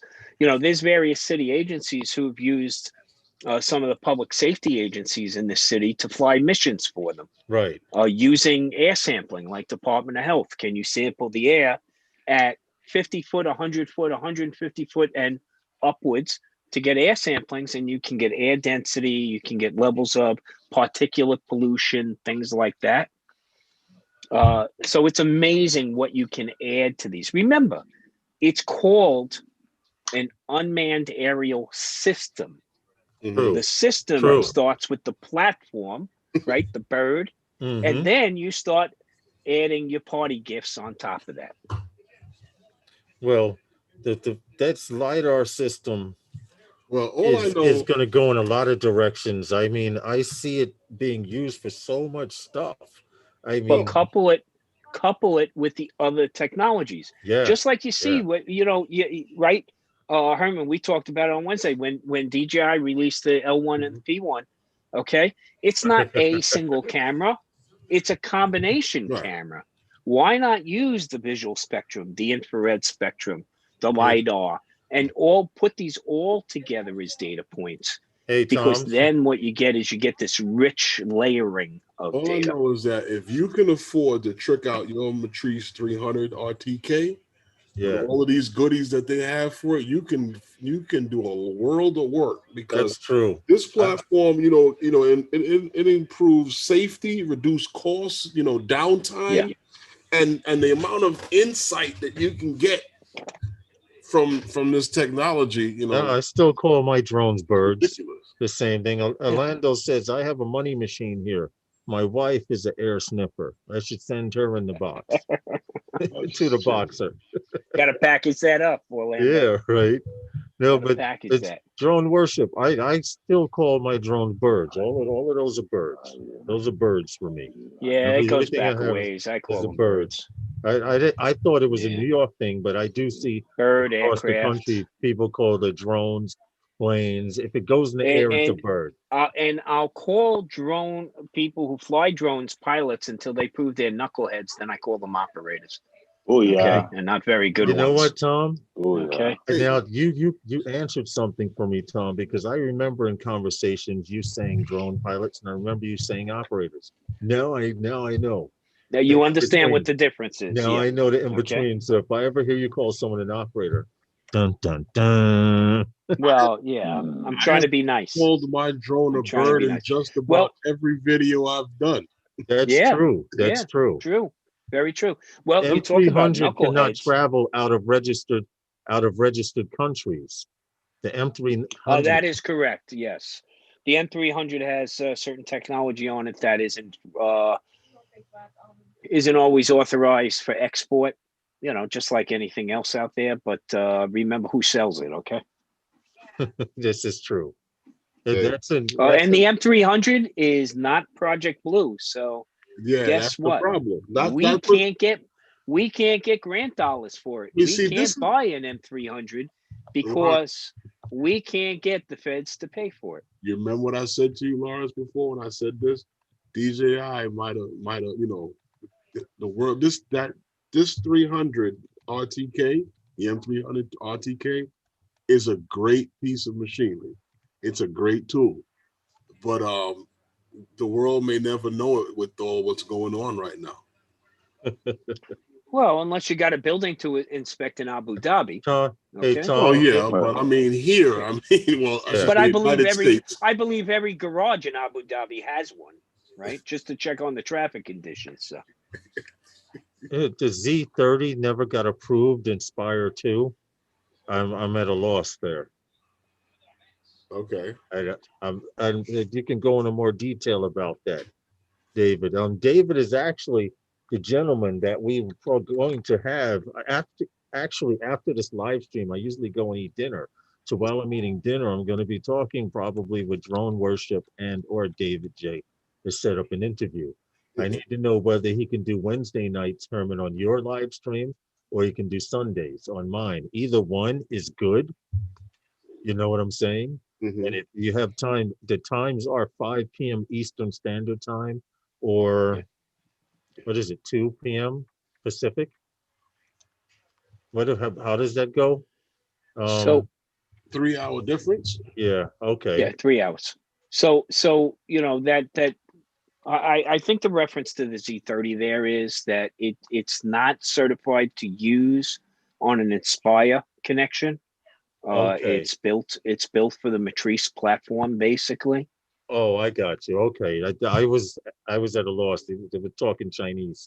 I'm not on that particular platform. I wish I could. It's so if I can equate to what flying a Matrice is to flying a Mavic, okay. Flying a Matrice is like walking through a very deep mud puddle, okay. And that's what it feels like. It's you know, you just got to get attuned to it, but it's very slushy. It's very, you can feel how heavy it is up in the air. So it reacts much differently. I could So, imagine. you know, You when they train, they, you know, yeah, what's the you top have speed to, of that bird? you have to train on all these platforms. It's not, I don't believe it's a speed demon, really. No, I know that, but I mean, meaning top speed. Does it have a cruising speed of 10 miles per hour, 15? No, it's You fast. know, because I have to do the well, calculation the reason for you I'm because I think asking, everything's in the reason I'm meters per asking is second. because usually if you do pole and line inspections out somewhere, you may have to fly over land to get to that particular point. No, it's So not you don't want to slow. be cruising Oh no, no, at no, 8 miles no, per no. hour on a summer No, it's day. not. It's not a bus, but it does. It's a big drone. So when you do the calculation from meters per second, yeah, I guess the top end speed is going to be about 50, 51 miles an hour. Okay. Which means Again, you need about 50 miles per hour distance to stop. Well, Something no. that big. Think about, you know, something that big. it's more so the ability for it to fly fast is more so that it can counteract higher speed winds. Okay, you're not doing a land rally with this. Yeah. Right? You're doing inspections. You're doing commercial jobs. You're doing search and rescue. These things are slow and go, methodical. Okay, that's how you operate these. The reason for its ability for speed is so Precision. that it can counteract winds. Right, That's it. right. That makes sense. It does make sense because you have a machine of, I don't know how much the Matrice weighs by itself, but I'm pretty sure it has its own little. I could probably pull up a spec sheet. I'm being lazy. Well, she's not a light. Yeah, see, like I said, it's like flying mud. And then remember, you're hanging stuff off of this bird too. Okay. So depending on what rig you're hanging from it, and whether it's a FLIR, LiDAR, whatever. But you can go top and bottom with this joint, putting stuff on this thing. Yeah, well, like Herman said earlier, if you can afford a Matrice 300, the gear to put on it is just light stuff. Those are accessories. No. Sorry. Time out. I said if you can fully trick one out. Oh, okay. I'm going to tell you very clearly, right? I remember having this conversation myself. Okay, we got the platform. Now we want to buy the sensor. Guess what we couldn't do? Afford the sensor. Okay? Because the sensor was 10 times the cost. I'm not exaggerating. One of the sensor packages. The M300 will do 70 miles per hour. Okay. That's a lot of machine. Yeah, it's more like reality is it's more like 51 to 52 miles an hour, depending on your payload. With payload and yeah, you can get on station very quickly, but realize that here's the difference. You have to realize you got a 55-minute flight time duration. Right. Okay. Zero payload. Okay. with a maximum payload on the bird, you're down to 31 minutes. Okay. All right. Now look at the difference in flight time. That is pretty damn significant. Right, and that's not even calculating weather. Well, see, what Tom was saying is true, and this holds true to even the drone that you fly, your Mavics or your Phantoms, or the David speed says- that this thing can go is only good is only designed for counteracting wind. When you're flying to get a shot, you're not looking to zoom speed over the True, I agree. Jay You're moving slow and steady and nice and smooth to get that shot. So Jay says not with those props. The speed that that these drones is only like Tom said, is only for counteracting wind. 8 pounds isn't bad for hey, right so, now you know David J is talking about his Inspire can do 120 kilometers an hour, right? And you know you can get good speed out of Inspire. Realize what you're using Inspire for: cinematography. Right? Yes, car different chases. animal. Car chases. Those car chases, you're going to need to be able to. You need those quick bursts of speed. Okay, this is a workhorse. This is a big difference. This is like you on the Inspire. You're going to race a quarter horse or a thoroughbred. Okay, the Matrice is a Clydesdale, and it's getting my beer where it needs to go. Okay, that's the difference in the animal here that we're talking about. His own worship says until you crash one. I'm like, yeah, but if I crashed my Matrice, I'm calling the insurance company and ordering another one. Well, I'll tell you very while I wait for story. them to cut the check.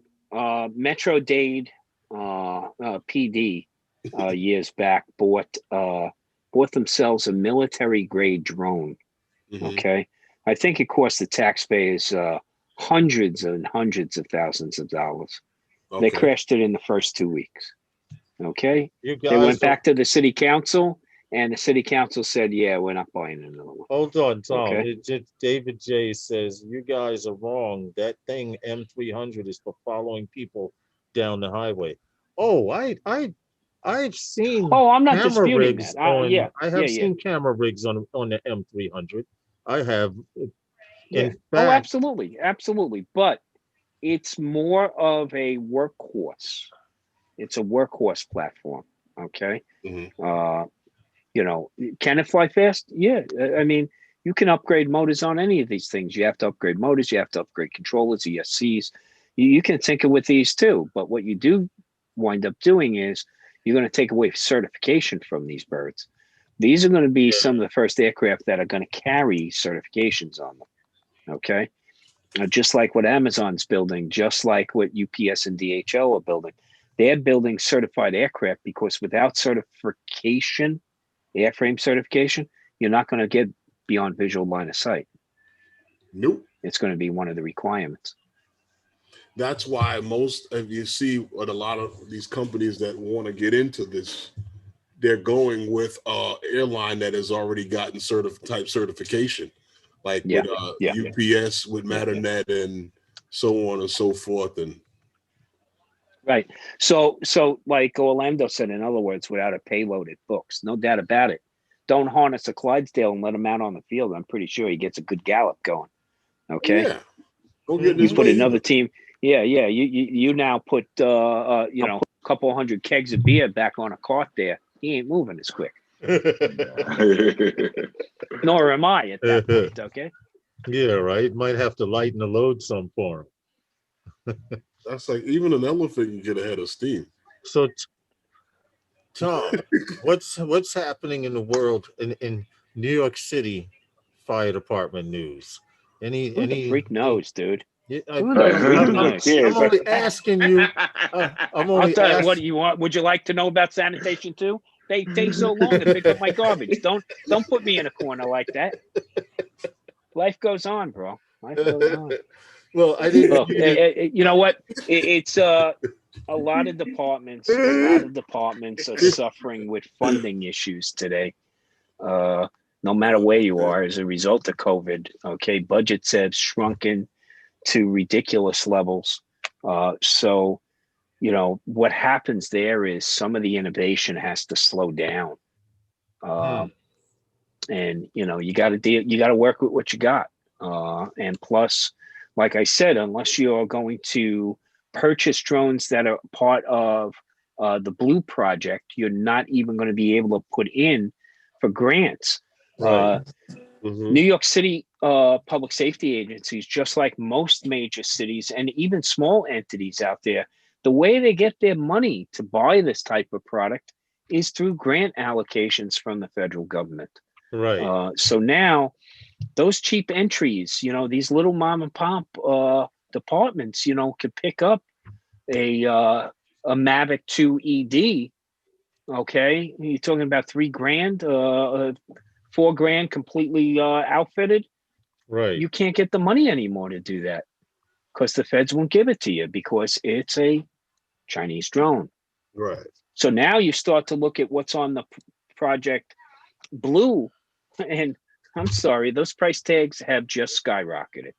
If you're one of those 5 drones selected by Department of Defense, you can now charge a pretty piece of change for your technology. That's true. Okay, it's so ridiculous. now what used to be a $4,000 buy-in to get something you could use to search for the little kid that went missing or something, you can't do that anymore. Now you gotta look for $20,000, $30,000, $40,000 and have a whole flight management system built around it because it's no longer a prosumer, consumer prosumer pro level. It's now at a different level entirely, and you can't. And your price of admission went up significantly. So I think that's the biggest impact you're going to see on public safety. And not only that, look at Department of Interior, how many drones they have grounded as a result of this. Yeah. So this is a problem that is actually impacting us now. Forest fires, okay? Without the good work that Department of Interior, U.S. Forestry Service, all these agencies can do, okay, to keep our forest floors as groomed as they need to be, to keep those fire breaks, to make sure the tree lines are handled properly, those things aren't getting done.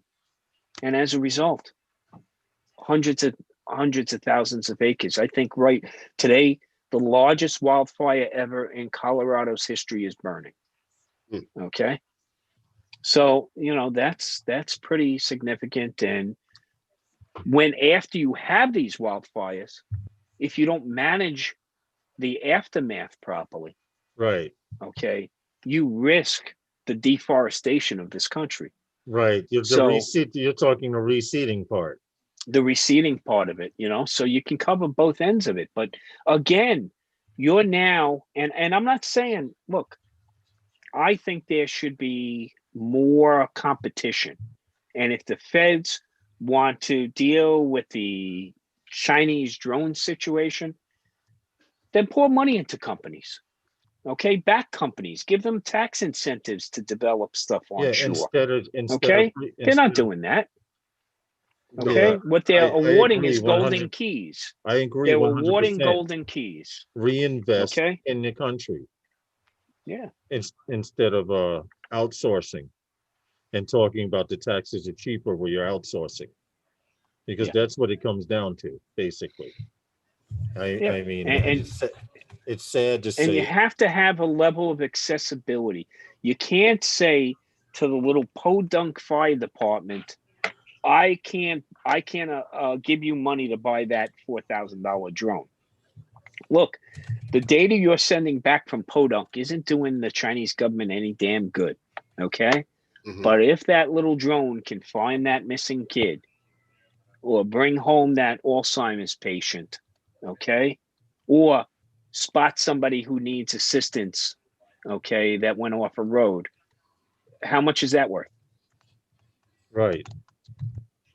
So, these are the things that aren't being taken into consideration. You can't just pull the rug out from under public safety and say, well, when you have enough money, you can fill the void. The void exists today. These departments need something that they can use today. And you have to help them foot that bill for the cost of admission. So that was my public safety. You got to do the right thing by them speech. Well, we got about 17 more minutes left to the live stream. And I'm wondering, what I could pull up on screen real quick. Let me see what I could search for. Usually we have certain elements around to help us go squirrel, but Oh, that didn't happen today. So we kind of stayed on point. We stayed on track, and then I kept the main story for most of the live stream, which is what I wanted, because the fact that they're controlling or they're getting access to data from drones halfway around the world, and these things are happening, drone delivery should be a hop, skip, and a jump in the park. well, see, something like that could make your, well, maybe not yours, but your great grandkids pizza delivery at 1 o'clock in the morning. Make it interesting, right? But Herman said this when Skydio 2 came out. He said with that sensor system, once they perfect it, and they're using the Skydio sensors to map rooms in real estate now. You get a three-dimensional view of a room. If you fly Skydio into a room, they have a mapping system now with Skydio. It costs a little bit, that will allow you to map that entire house. You know, you fly at one even level, and it takes pictures of the ceilings and everything around it because of the 360-degree field of view with the sensors. And Herman said back then, when they launched it and they were talking about it, wait till you see what they really can do. Oh yeah, because absolutely. you guys, everybody was in these chats talking about how, oh, I don't need a selfie drone. I don't need a drone that's going to follow me around on my bicycle. I said, this drone is going to revolutionize how drones are made. Mm-hmm. Say what you want. The technology may not be perfect right now, but wait. And then now I've dug deeper and I've seen stuff, and actually that thing about the with that thing that Lawrence covered tonight with the cave and all of that came to me in that article that you sent me, Tom. Mm-hmm. Yeah. With the fire department. It was on the little thing on the side, and I had clicked on it and I saw that, and I was like, wow. And it's like, this is the second generation of this. This has been going on for a few years now. Yep. Long time. Yep. So, well, I'm going to post in the chat one more time. If you want to actually see what this hover map LiDAR system can do, that's the YouTube channel there. Emerson has their web page, their actual web page for the company, Emerson, whatever. Yeah, Emerson has a product page you can check out and just see what they're doing. I wouldn't even bother asking what some of this stuff cost, because if you got to ask, you can't afford it. Well, it's for that line of work. You know, you would get into seeing but what people their that are looking for all this stuff evolves. Right, but people that are looking for this line of work aren't asking how much it costs. They want it done when they want it done. No. But realize some of this technology is going to wind up in the drone you fly for fun. JSK, what's good? Well, these are the things that I've been saying. Yeah, it winds up in exactly. You know, there's think about the, you know, and Herman, you talked about this already in a previous episode. We talked about accident scene investigation. Do you know they're using drones? A helicopter accident in a very a terrain aggressive environment. Mm-hmm. They send a drone in to map out the accident. Okay, the debris field. Mm-hmm. We talked about opening up highways quickly. Mm-hmm. You know, for a crash investigation team to go out there and to take a wheel reader with them, right? And then mark out the you know, the skid marks, mark out the distance from this light, this traffic device to the accident scene, the intersection from the skid mark, all of that. Man, throw up a drone, and you capture the data. You open up the highway. Life returns to normal.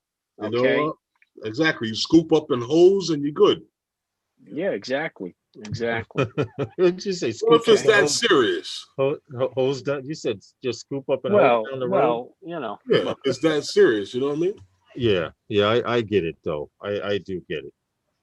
Well, you know, car parts, the lights and all of the glass, and so you got to scoop that stuff. Oh, up. absolutely. Absolutely. I mean, there was a guy, in fact, I talked about going up to Taconic when we were coming back, up around Route 55 up by the How do you like Poughkeepsie, the you know. crossings, Tom?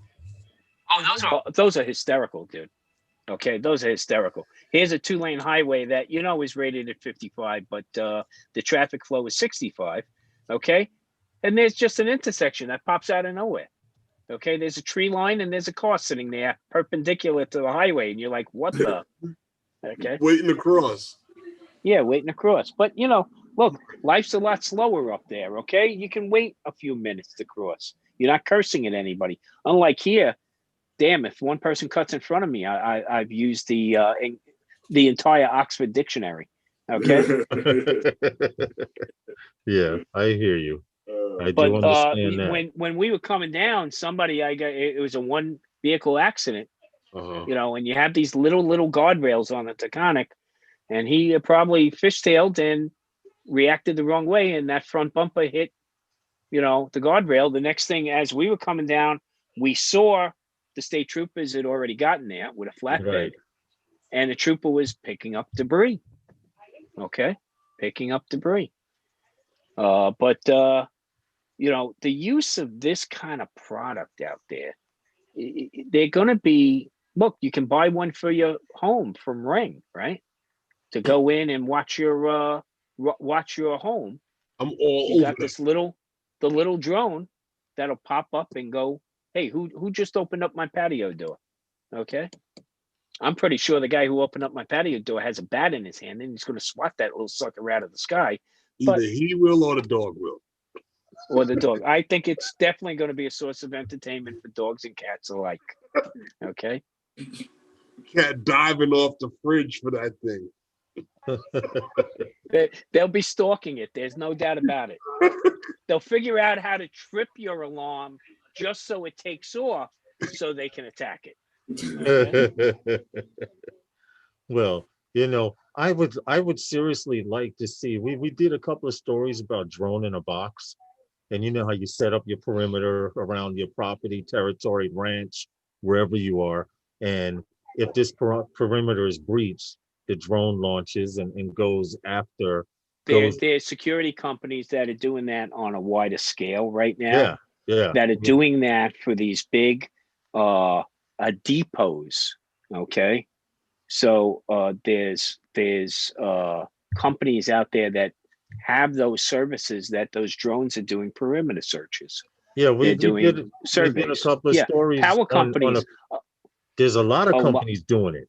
A lot of the power generation companies use them now as a supplement to their ground. You know, the people they put in their little SUV driving around.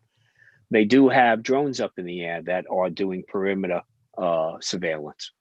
Well, it beats the Dobermans, right? You got to feed the Dobermans. Show put in the chat the Ring drone. Well, under further review, the Ring drone, if you notice in the commercial, they show it has a docking bay, a little docking box, and it comes back and lands. When they reviewed it, if you notice, they stopped the video before it dropped solidly down into the bay that it's supposed to land in.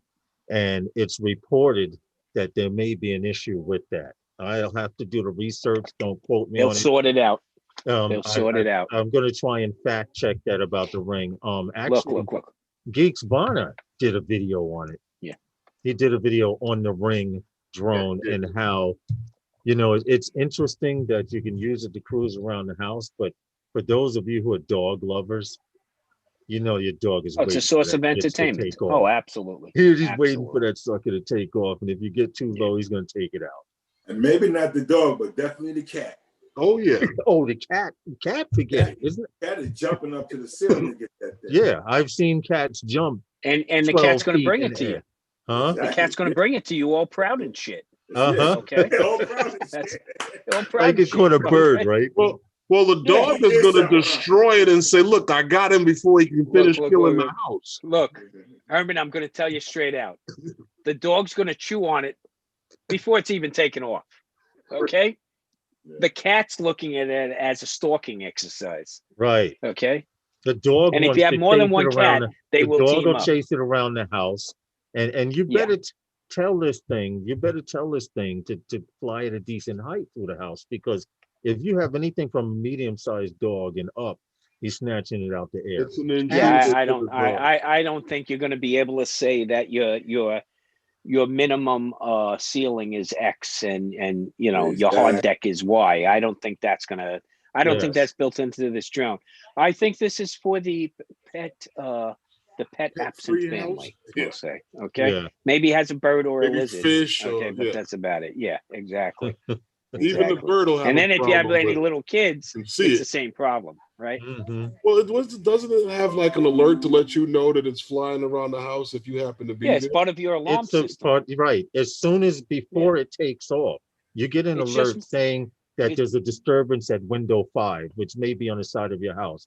So this thing is supposed to launch and go towards And go window fly 5 over that and look area, to see right? what's going on. It's much. Look, I got a Ring security light in the back, and it's constantly. My phone's constantly going because apparently now we have a raccoon who's decided to use this as a freeway. Dog. Okay, to get from one cemetery in Queens to another cemetery in Queens. Let's watch So how you come he out set the it car. off. He set it off several times. Yeah, now I got all kinds of lights out there because bring out the garbage at night. Okay, these raccoons. I'm sorry, they got opposing thumbs. They scare me. Okay, Tom, but with where two is hands Paul? they can Because with 2 hands I they can can't turn your compete. doorknob, dude. I know it's pretty scary, man. Okay, it's pretty scary. But I where's Paul Murray? Because there was a good skunk competition story right there, right? Yeah. Yeah. But I the don't know. difference I is didn't. we're in Queens, New York. I got a raccoon that when he hangs from the fence, he looks like he's 5.5 feet long. Well, Okay. if you see if he's anything like the mother raccoon that comes through my yard, along with the possum that comes through the yard, the possum likes to sit on the fence for some reason and just chill. When the possum comes out, now the possum, no lie, is maybe the length of, I'm trying to find something, maybe about 1.5 feet, 2 feet long. And that's not talking about the tail, because the tail is usually the length of the body. Now, when that possum comes out, I don't see no cats. That's how I know that possum's not around, when I see cats. Seriously, but when I don't see any Surprised how cats, many cats in the street will be out there running with them. Well, when really? when my parents had moved upstate when they retired, there were a couple possums on the property, and one of the things that my father had called an exterminator and said, I see a couple of possums. The exterminator right away All said, right, drone worship. we will not eradicate them. They're good for the environment because what possums do is they eat ticks. Okay, so all the deer ticks and everything. So possums are good, and they're good family animals.